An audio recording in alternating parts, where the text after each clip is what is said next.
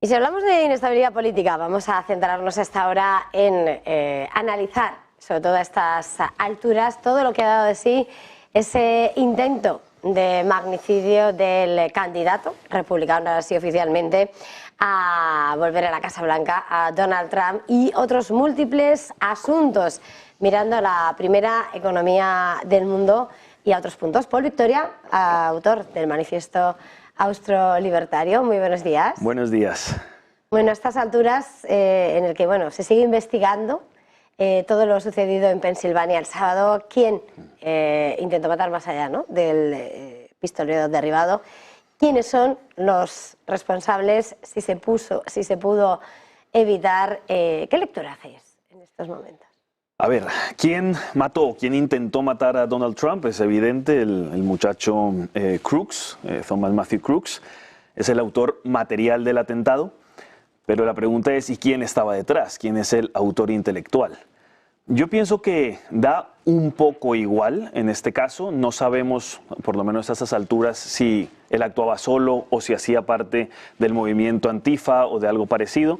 No sabemos si había un autor intelectual detrás o si a lo mejor era solamente un lobo solitario que quisiera tomar esa venganza personal y no se lo hubiera comunicado a nadie más.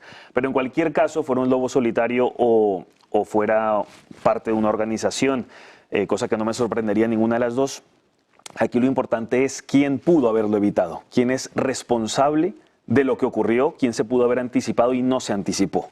Y eso claramente es el servicio secreto. Hay quienes le echan la culpa al mismísimo Biden. ¿Biden tiene la culpa? Pues no lo sé. Lo cierto es que Biden en su día dijo que Donald Trump no tuviera un servicio secreto, que el servicio secreto no protegiera al expresidente, cuando es una obligación del servicio secreto de Estados Unidos proteger a todos los expresidentes. Y Biden intentó quitarle esa protección. Eventualmente no se la quitó. Hay quienes dicen, bueno, pero le dejó la peor partecita del servicio secreto para su protección a los menos cualificados. Yo no creo eso porque en principio el servicio secreto es muy profesional de por sí y no creo que haya habido eso. Pero sí es verdad, y digo por eso en principio, porque sí es verdad que hay una responsabilidad clarísima del servicio secreto que no lo protegió pudiendo haberlo protegido. Aquí voy a mencionar dos posibilidades. Una, la incompetencia. Dos, la maldad o intencionadamente no querer protegerlo porque le convenía a alguien que muriera Donald Trump. En cuanto a incompetencia, ¿qué quiero decir? Que, a ver, por un lado hay que tomar en cuenta que hay una nueva directora del servicio secreto, que es mujer, por primera vez en la historia, y no es que una mujer tenga por qué ser mala directora del servicio secreto, ni mucho menos, pero cuando no se parte de la meritocracia, sino de la genitalescracia, en esta dinámica en que hay que darle puestos a mujeres porque sí y no porque sean cualificadas, Biden se enorgulleció mucho de tener a la primera nueva directora del servicio secreto, primera vez en la historia mujer, pero lo peor de ello es que ella quiso poner un 30% de cuota de mujeres como parte del servicio secreto, o sea, a la fuerza. Es decir, que si tú tienes 10 nuevos agentes de servicio secreto que van a entrar y que son los 10 mejores son varones, ella por política quitó a 3 de los 10 mejores para poner a mujeres por cumplir una cuota. Es decir, no hay meritocracia sino genitalescracia. Y entonces eso evidentemente puede llevar a un deterioro del servicio de seguridad. Pero sin embargo creo que ahí no está el gran problema, creo que hay algo mucho peor. Y es que los francotiradores del servicio secreto habían visto al terrorista apostado en el edificio. No solamente ellos, incluso el propio público les señalaba que había un señor en la azotea de un sospechoso. Y había 2 francotiradores, mínimo 2, apuntando hacia él. Y estuvieron por lo menos 3 minutos, y esto creo que no se ha contado en los medios, al menos en los españoles, cómo no dieron la orden de dar de baja al terrorista antes de que disparara, cuando estaban apuntando. Entonces, ¿era porque no querían darlo de baja? No. Era porque estaban llamando a la directora, comunicándose con ella y diciéndole, oiga, dé la orden, que aquí hay un tipo muy raro, está apostado en un edificio, está a 130 metros de aquí, está a una distancia totalmente de tiro, muy cerca para lo que puede disparar un francotirador, solamente a 130 metros de distancia, dé la orden para ejecutarlo antes de que el tipo pueda disparar. Y no dan esa orden. Entonces, por eso disparan solamente cuando no necesitan orden. Cuando no necesitan orden, cuando el otro dispara primero, entonces lo acribillan a tiros en el momento en que él dispara. Pero esto es muy grave. Es decir, o la directora de los servicios secretos estaba distraída y ocupada en otros menesteres o jugando al golf en lugar de cuidando o haciendo su trabajo, o intencionadamente, malintencionadamente, no quiso dar la orden para que se matara a Donald Trump. O sea, esto es gravísimo, sea por incompetencia o sea por mala intención, hay un responsable y si es una sola persona, es la directora del Servicio Secreto de los Estados Unidos. Más allá de esa gestión, como estás, ¿no? De todas formas cuestionando además el que se quisiera o no dar esa orden y esos motivos, este atentado llega en un momento, una de las campañas más polarizadas, la sociedad sumamente dividida. ¿Este atentado es resultado del extremismo, de la polarización de esa política en Estados Unidos? Se podría pensar así, pero si uno estudia la historia de Estados Unidos, siempre ha habido atentados. La política siempre ha tenido sangre, y no solo en Estados Unidos, en la gran mayoría de países. Son muy pocos los países que pueden decir que no han tenido atentados terroristas contra sus políticos. Y en Estados Unidos es lo mismo que en la mayoría de países. Ha habido atentados, han de hecho muerto 4 presidentes de Estados Unidos, como era Lincoln, Garfield, McKinley y Kennedy. 4 muertos, pero muchos más intentados de ser asesinados, sean presidentes o candidatos a la presidencia. De hecho, más o menos cada 20 años ha cumplido en todo el siglo XIX y siglo XX.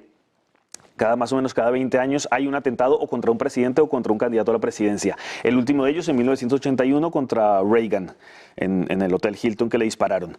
Y digamos que para el año 2000 debía haber habido otro, pero no lo hubo, así que había habido casi 40 años de paz en ese sentido y ahora se produce de nuevo. Entonces es algo recurrente que siempre ha existido, o sea que no debería sorprendernos mucho que haya intentos de asesinato a un político, un presidente o un candidato, pero eso no quita que sí, por otro lado, hay una radicalización y un extremismo en la política actual. De hecho, yo creo que si no hubiera girado su cabeza y hubiera muerto asesinado Donald Trump, posiblemente o probablemente habría habido violencia en las calles. Muchos de sus seguidores habrían cogido las armas y se hubieran tirado a las calles a hacer revancha y violencia. Eso hubiera estado a las puertas de una guerra civil en Estados Unidos. O sea, y la gente en Estados Unidos, tanto de un bando como del otro, más o menos está preparada para una guerra civil, está el caldo de cultivo. Entonces es muy grave la situación. ¿Qué hubiera tenido que hacer Biden? Llamar al estado de excepción y bloquear el país para mantener el orden social y posiblemente hasta anular las elecciones de noviembre de este año, 2024.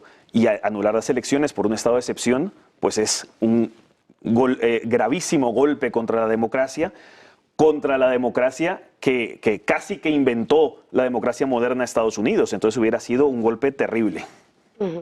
En este escenario, analizando cada una de las cuestiones que ha rodeado este intento de acabar con la vida de Donald Trump, este intento de asesinato, ¿cómo ha reaccionado la prensa dominante sobre el atentado? ¿Por qué tanta hipocresía? Aquí en Negocios hemos ido viendo la forma de referirse incluso a lo que pasaba en Pensilvania.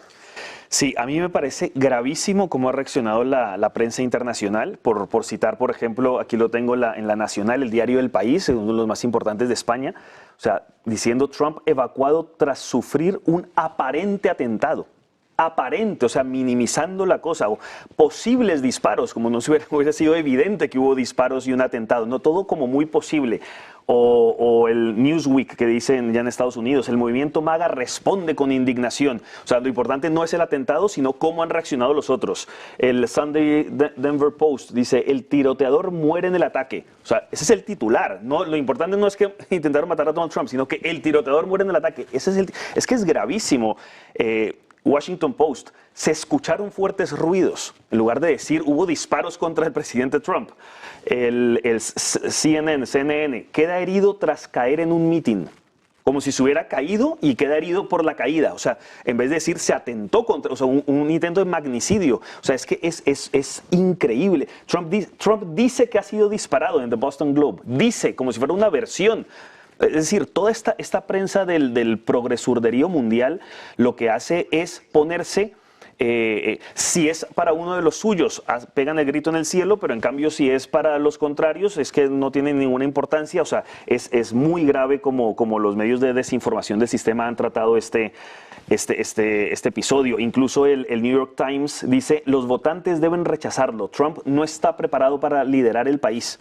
O sea, en vez de hablar del atentado, es propaganda para, incluso en medio de esa situación, decir, oiga, pero nadie vote por él. Entonces es de una irresponsabilidad tremenda, eso sin contar tanta gente, periodistas, celebrities que se han manifestado por Twitter, alegrándose del atentado y casi satisfaciéndose o lamentándose que no lo hayan podido matar. Entonces esto es la gran hipocresía de los medios de comunicación del sistema, que no tienen el más mínimo amor por la verdad o por lo objetivo. Precisamente al calor, ¿no?, de lo que ha sido esta valoración sobre la prensa, hay otro de los titulares mirando al propio gobierno argentino, esa decisión de que no va a entrar todos los medios de comunicación en la sala de prensa, que eso va a ser, decía Adorni, como un privilegio.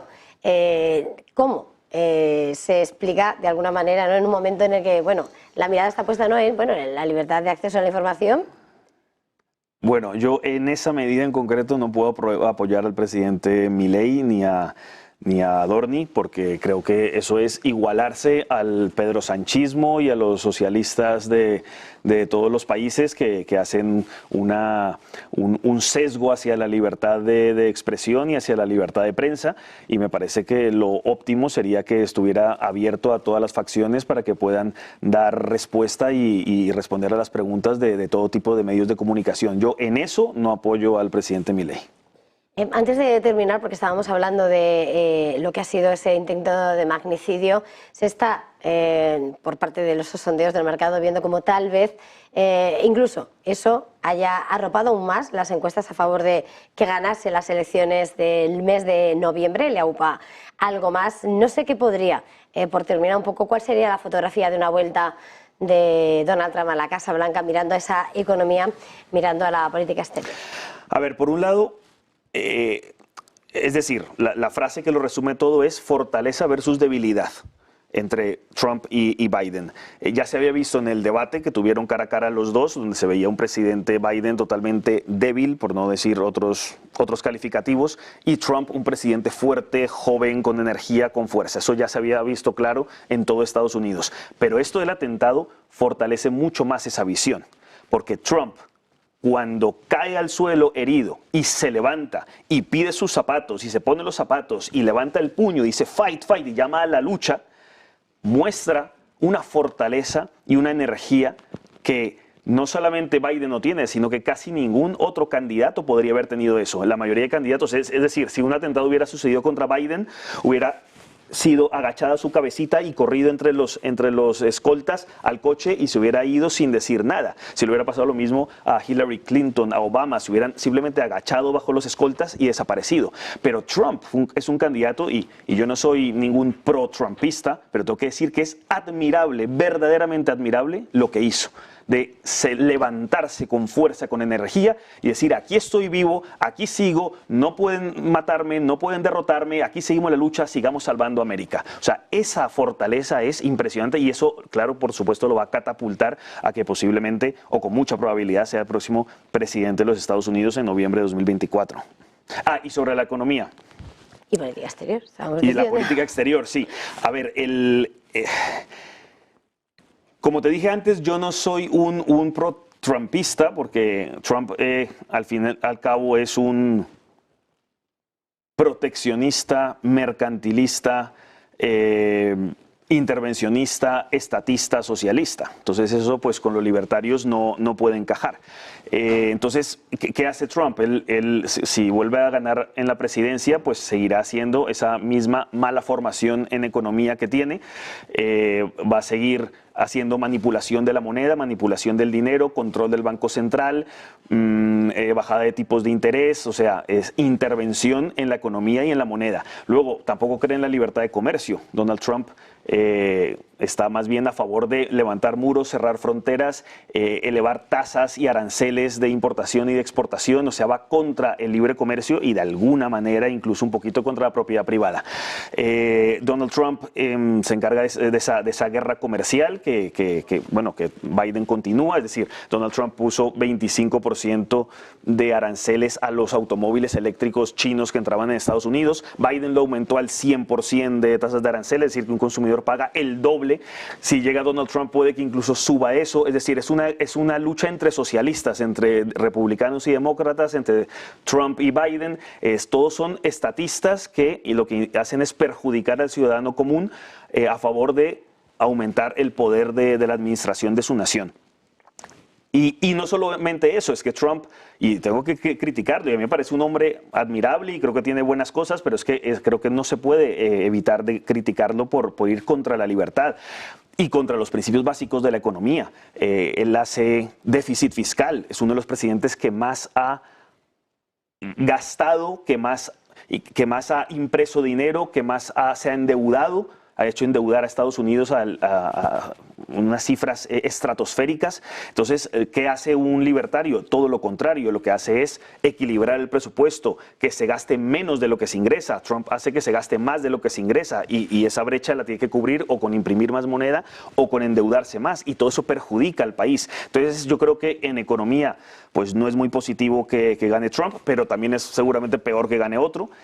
Y en cuanto a política exterior, en ese sentido sí creo que es muy positivo la victoria de Donald Trump, porque probablemente se acabaría la guerra que tiene Estados Unidos contra Rusia en territorio ucraniano, y probablemente se podría incluso llegar a la paz o una relativa paz en Oriente Medio, en Israel, en Palestina, en el Líbano, y posiblemente Donald Trump lo que haga es dejar ese belicismo que han tenido los presidentes anteriores, esa guerra o esa mentalidad de policía del mundo que tiene últimamente Estados Unidos, y Donald Trump se retiraría de eso y por tanto creo que sería más favorable a la paz mundial que gane Trump a que ganen los otros. Pues Paul Victoria, ha sido un verdadero placer. Gracias por estar esta mañana una vez más en Negocios Televisión. Feliz jornada. Muchísimas gracias. Hasta pronto.